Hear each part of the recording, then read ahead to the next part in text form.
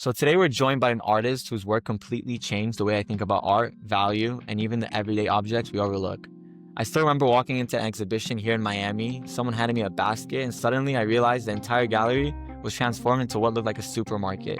But every fruit, every vegetable, every object on the shelves wasn't real produce, it was ceramics.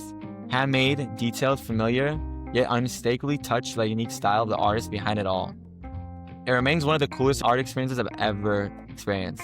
Born in Iba, Philippines, he's built a powerful voice in contemporary art through ceramics and satire, using humor and repetition to spark deeper conversations about education, culture, and value. He's been featured in art forums, Sculpture Magazine, and Bon Appetit.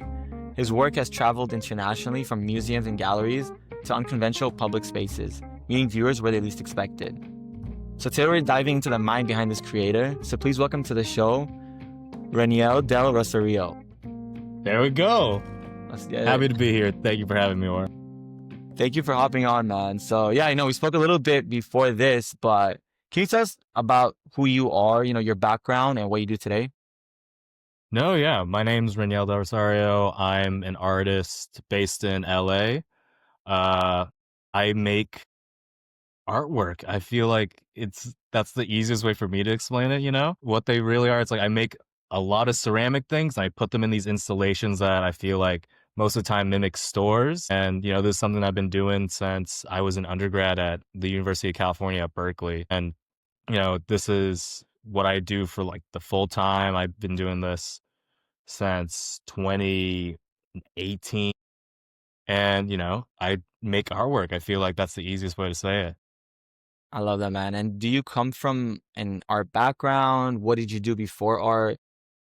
No, I did not come from an art background. So, so I am an immigrant from the Philippines. Me and my family immigrated over here. Art was never thought about really. I went to STEM middle and high school. So I had no art class except for a Photoshop class. I was doing computer science. I was doing robotics, academic decathlon, things like that. Not a lot of art knowledge. But then, I was always doodling in the margins of my notebook. I was a good quote unquote drawer. I could draw things pretty good. So when I went to Berkeley, I was in landscape architecture and I wanted to do an art minor. And I did the calculations for what it would take to do an art minor. And I realized if I didn't do an art minor right then and there, I would never be able to do it. Like I would have to take a class next semester or else it would never be possible. And I tried to sign up for drawing, which was full, painting, which was full, printmaking, which was full. And, by sheer luck, ceramics had space. And I took that one class and it changed everything. It was the most tactile, three-dimensional thing I've ever dealt with, and it just made me go, you know what? I want to change my entire life around this. Like I want to make sculptures. I love that, man. I was gonna ask you right now, at what moment did you realize this just wasn't an interest, but this is your purpose? But you kind of answered that. So, you fell in love with ceramics, you started doing sculptures, and how did that lead to where you are today? I started so the first few ceramics classes I did, I was sort of making random stuff. I have a few things that I've kept from those years, but they really are very unrelated to what I do now. Like figurines of Garfield, like from the comic book strips, or like just little beads, like just random stuff that I was making while I was exploring the medium. And, I started getting assignments to do artist presentations on artists throughout history. And I credit most to two professors I had, Jose Joaquin Figueroa and Carmen Lang Marino. They assigned me the artists Richard Prince and Elaine Sturdivant and Robert Smithson. And through those artists, Richard Prince and Elaine Sturdivant are appropriation artists. They were looking out into the real world, seeing what was already out there and copying it and replicating it or reusing it. And Robert Smithson made Spiral Jetty, which is this sculpture in the middle of Salt Lake, which is made out of rocks. And, going into art out of a STEM background, that kind of stuff to me was absolutely bizarre. It was like art to me at that time was a oil painting by Van Gogh or Picasso. this kind of idea of using what was already out there or declaring a pile of rocks could really be artwork was really revolutionary to me. And it really made me open my eyes and sort of look around more and go, that looks pretty fun. Like if this was like in a gallery museum, like this would be a good piece, even though it's just like a pile of wood on the street. So it was that kind of lens that really opened it up for me looking at stores and like the way we interact with commodities that I do it now. And so around 2017, 2018, I started making this one project called The American Dream slash Reniel Delicatessen, which was a fake delicatessen that sold ceramic versions of those goods. And it would just pop up in streets and sell to people on the public sidewalk. And it would be the same price as the actual thing. So it'd be something really weird in the middle of the public. Everyone's confused. And I would act like it's not an art piece. I would just try to sell them this ceramic sandwich, not mention ceramic, just try to get that going. And, you know, it really took off. And I really liked the way that that messed with people. It was very odd. You know, the continuation of those kinds of projects led me to getting the Wingate Lamar Fellowship from the American Center for Craft. And ever since then, you know, it's been a good snowball into making more of these projects. That's awesome, man. I love that you're doing what you love and you do it in a way that's so different and you're still, getting recognition internationally. You're still, getting on these stages next to huge artists and you're really building yourself. And, the art world can be tough to break into. A lot of people would love to do it as a career, but it's just a passion for them. How did you navigate those early years and really break in and get that recognition? And how can artists, if you have any tips, love what they do while making it a living? So the first thing that I feel like I really had to come in terms with is that, you know, not every project you're going to do is going to be good. And that's something that you like find out. And I feel like it'll make or break you. Like the first time I did a project like Reniel Delicatessen, you know, I was out there in the streets for 3 days selling stuff, trying to sell stuff. 3 days, 110-degree heat because it was Northern California summer. I made $60 that weekend. That was the first time I made $60, and I was just like, "Wow, this is terrible. Like, I can't do this. Like, this is just, you know, this is I can't do this. Like, this is just, this is not fit for me." And you know, there was something that kept drawing me in, like the anniversary of that failure, where I was like, "I want to do it again, but I want to like really go for it." And you know, I don't want to let that one bad execution really stop me. And, you know, that's something that I feel like is really important because I feel like even now I make projects here and there that I'm like, I like it in the process, but then the final stage, it's like, I don't like it. And, you know, me and my friends, we call each other here and there about projects we're doing. And I feel like that's really important to understand that, you know, every project you do is beneficial. Like you're making something to see how it goes, but not everything is going to be like, you know, the quote unquote gold standard for you. And I feel like that was a really big thing. So like every project that you see me post about or talk about, there is a good handful that are also not well documented for obvious reasons that I refuse to put up because, you know, there are a lot of failures as an artist. And I feel like it's about getting over that hump and getting back to the studio even after those failures, even after something is like not well read, not well loved, you know? I feel like it is about that kind of tenacity for this passion and, you know, just trying to roll with the punches, keep going out there, keep going to openings, keep like being part of the art world and not sort of sulking into a shell, you know, because of any kind of tragedy. You do really have to go out there and sort of act like I don't know if like act like you're dying is the right word, but it's like, you know, you just gotta keep on going and keep on pushing it. Like after every failure, every success, like act like you want to keep on building. I agree, man. And like you said, people only see the success and they don't really see all the failure behind it and all the no's. And, a story like you just said, the 3 days and making $60 and being out in the heat, other people would truly just give up and be like, okay, maybe this is not for me. What's next? But you kept on going and this is what you're doing, what you're doing. But what was the motivation inside? Like, I know it is your passion and that's what makes you push and grow and try out things. But what's the motivation inside that made you say, okay, it's 3 days, $60, but I'm gonna make it. I know that I love what I do and people love it as well. I guess it's a combination of a little bit of stupidity, but also like a lot of like wanting to improve myself. I say stupidity because, like we were talking about, like there is this thing where if you do fail at something, you're sort of like, this isn't for me. Like if you go rock climbing for the first time and you're not good at, there's a good chance you're never going to go rock climbing again. Mhm. And, you know, for me, it was like, even though that was like the first time I was like doing this project out in public and the reception wasn't that good, there was something in me that said, you know what, like I can do better than this. And it was a lot of self-reflection, being self-critical too. That first time I did it, it was really quote unquote low stakes. I wasn't really going like you saw the exhibition at Primary. Reniel is here. That is like full on, like balls to the wall. Like everything is to the aesthetic. Like everything is supposed to be part of the thing. The first year I did it, I was probably out in normal clothes. I had a cardboard box, and I had no character. I was praying to be me.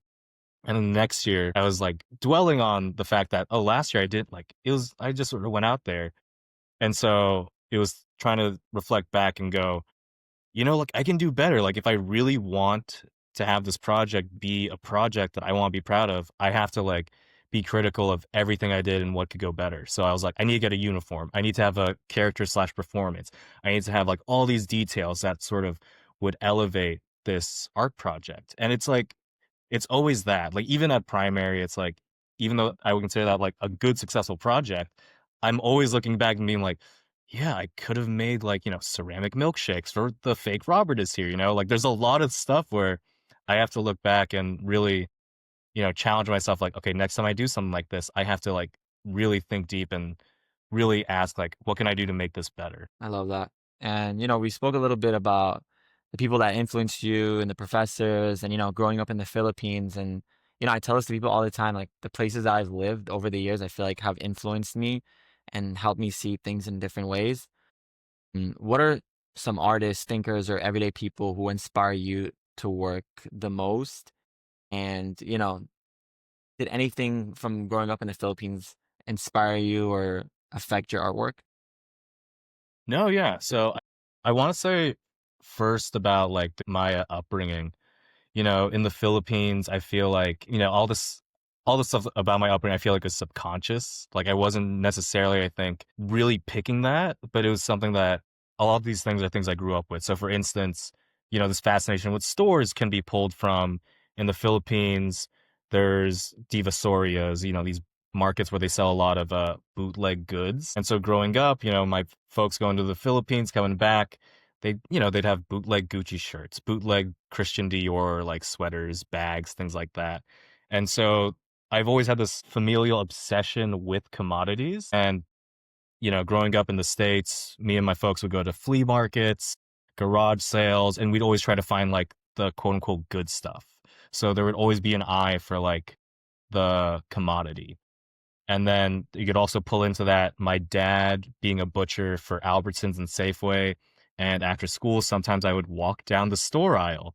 And, all these things are things where I don't like, I feel like it's subconscious. I didn't necessarily choose to think about it. But, when I started doing these projects more and more, I'm reflecting back and thinking, you know, without those experiences, I don't think I'd be as obsessed with consumerism the way I am now, just like a constant presence in that. And then for artistic inspirations, I got to say, like, from that list that I dropped at the beginning, Elaine Sturdivant is without a doubt my number one artist, like my favorite artist of all time. She was an artist that copied her male contemporaries and was trying to put them in a different uh, context because of the fact that she was a woman.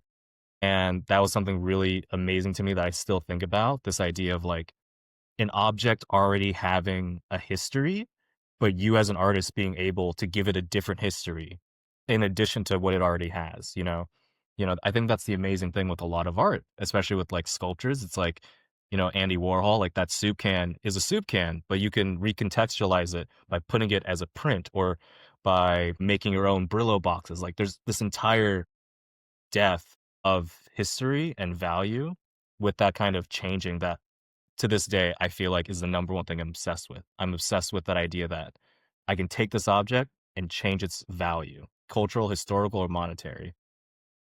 I love that. That's insane. And you're receiving international recognition for the stuff that you're doing and the way you just explained it. I see why. And you just said your story about how, you used to walk in the grocery store and, subconsciously that has always built you and gave you that inspiration for the work that you're doing now. But for the rest of the people all around the world, including me, why do you think we're so connected with your art? I think it's because, we are all members of this world. Like we all go shopping more or less. We all go to the store. We all like know what a fruit stand is. We all know what a souvenir shop looks like. I feel like a lot of these fake establishments I'm making that do have like a lot of love towards these projects, a lot of them are very familiar. Like we have these kinds of expectations and realities that we're familiar with. Like we know what a museum is like, and we know what a grocery store is like, a souvenir shop.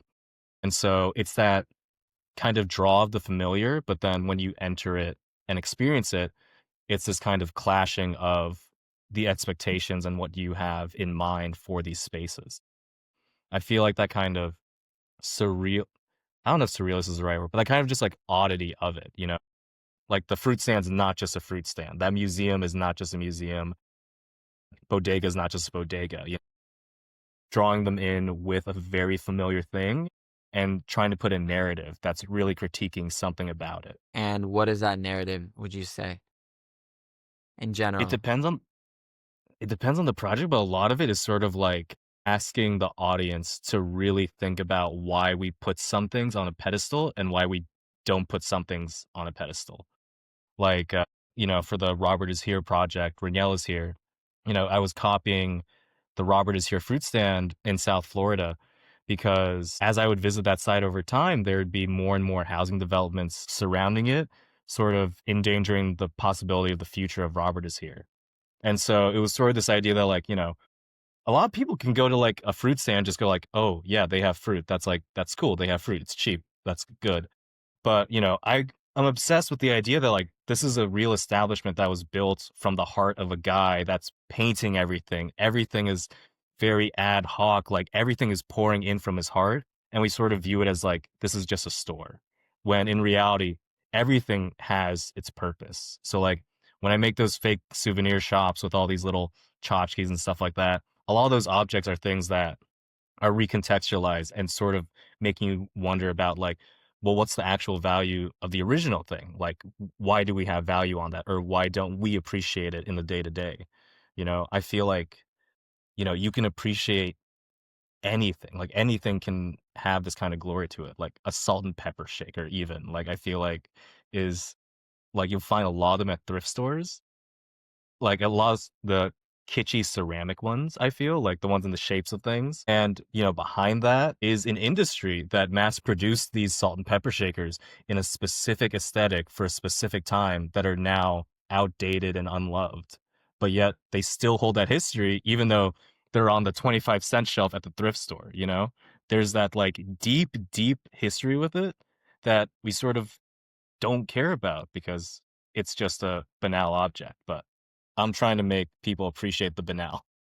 I love that, man. Truly, the way you're seeing things is the way I see it. And, I see everything much deeper than it is, every single thing in the present moment. So I remember seeing your exhibition in Miami. And, I've been to so many supermarkets all over the world. And, there's always similar things and different things. But when I walked in, it took me to different places in the world and looking at every fruit and every vegetable, I was like seeing them in different ways and the details. And I'm like all of a sudden just thinking, so deep when it's a supermarket, but it takes you to so many different experiences and feelings and emotions. So that's what I really loved about that. And like, the day after when I went to the supermarket, all of a sudden I was like, oh damn, I remember that banana.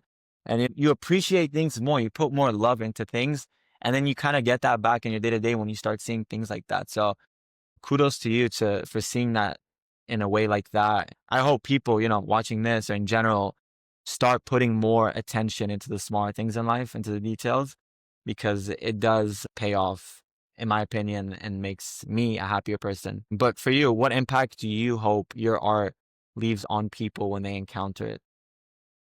I mean, I feel like that's a good question as a follow-up to what we were just talking about. I hope people leave wanting to understand things more, you know? I hope people leave seeing the artwork afterwards. They're curious about things. Like they want to know like the deeper histories or connections of these objects or even just appreciating them in the day to day. Like, a hand painted sign on like a small business like in downtown Miami, like something like that.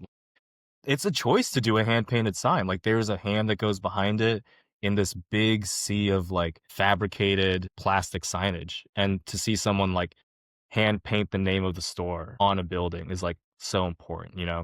All these kinds of like handwritten notes on like telephone poles, like asking for specific things. Like someone put their effort into that. I feel like that's just the thing too with art.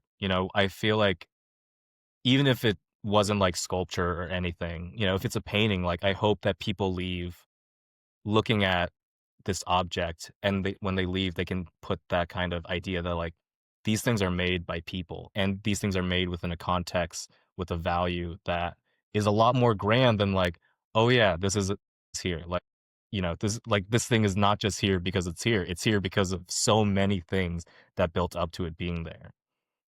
And Yeah. it's different for everybody. For me, for the fruit stand, the sapodilla is like that fruit tree is in my mom's front yard in the Philippines, and I have a connection with that fruit that not everybody has. But because it's me, when I go to Miami, I'm going to the store and I'm buying a bunch of sapodillas because there's some kind of nostalgia to it that is so important to me that I understand like someone else might have for the avocado, someone else might have for the lychee. It's all these kinds of weird connections that I hope people leave with that they're really thinking about every single object. That's awesome, man. And following up on that, if it wasn't for art, how would you want people to remember you as a person? I hope they remember me as just like a weird guy. I feel like I feel like my adventurousness is always the way that I like to be remembered by. And I feel like that's how a lot of my friends that aren't in art and may not exactly be that deep in the art world know me as. Like, they know me as the guy that's always down for new experiences. Like, me telling my friends, like, "Hey, let's go eat at the two-star restaurant in town that we're in for 4 days because I wanna see what it's like. Hey, let's go check out this Cuban Chinese restaurant in the Upper East Side just because it's the only one of its kind." Like, all these kinds of weird experiences that I feel like, you know, it reverberates in the art too. Like, I'm curious about these kinds of things and the values that they hold? Mhm. Like, just my adventurousness, I hope. Now, I'm very similar to you as well, but like for anyone watching this, why should they be curious in life and everything they do? Feel like it's because you're human? Like I was saying, like, everything is out there, and it's a lot more complicated than just like, this thing is here. I feel like it's also a thing of understanding one another. I feel like there's just something so beautiful about being able to just understand things, whether it's that Chinese Cuban restaurant on the Upper East Side, or it's like the sapodilla in the fruit stand, or if it's like, why there's a bunch of spam in the Philippines. There's a lot of context out there that I think we can all benefit from in terms of like understanding the world more. I love that. And what's next for you, man, in general in life about your projects, exhibitions, or any new experiments that you're excited about that you can share with us? Yeah, I have a pretty damn packed 2026. Can you still see me? I pulled up to my like post-it slide on my desktop. Yeah, I can still see it. Uh I have a group show in January where I'm making a fake record along with like the ephemera of like, the vinyl LP with like the slip out with the record. And then after that, I have a solo show at the American Museum of Ceramic Arts. And then the day after that, I have an opening for a curatorial project I'm doing at Scripps College. It's for the longest running annual ceramics exhibition in the country. So it's the 81st year. And I was lucky enough to have a unique ceramic eye that they wanted me to sort of pick artists that I think are innovative in the field. So it's a lot of it's a really big honor to be doing something like that and curate what I think is a good vision of weird ceramics out there. Then I have a solo show in Sacramento where I'm riffing on the California State Fair. So a similar vein of like looking at the history and objects of establishment or thing and sort of making an interactive space with it. But I have a few more things, but I'll leave it at that. Those are the ones I'm really excited about. But yeah. That's awesome, man. And kind of relating to that question, what's next for you, or what's your dream in the long run? As a creator that's following his passion. I guess it's just to keep on making work and have people enjoy it, you know? Like I feel like I'm so accomplished not from like solo shows, museum shows, or whatever. If there's just, when I have someone randomly tell me, like, oh, I have a cigarette from you from like 6 years ago and I love it and I have it on my shelf every single day, that matters to me. Or like when there was this series of teachers after I had this one show in Boston where they made entire lectures for their elementary school kids based around my work. And I feel like that is just such a big honor to be put in that context. And, I'm not, I don't really care if I'm making like money off of this thing. I care that people are enjoying it, people are taking things away from it, and that I can hopefully be an inspiration to folks, whether it's from doing guest lectures at college or if it's like being part of an arts and craft thing for kids. I just want my work to be fun and enjoyable for the audiences. Yeah, man, you for sure inspired me, and your work is truly fun, and the whole experience was enjoyable. For anyone watching right now that kind of wants to follow your footsteps, do you have any wise words to leave us off with, or a quote, or something inspiration you can share? All right, my number one word of advice for any artist out there is it's going to be repeating some stuff from early in the podcast. Don't get too caught up in a failure.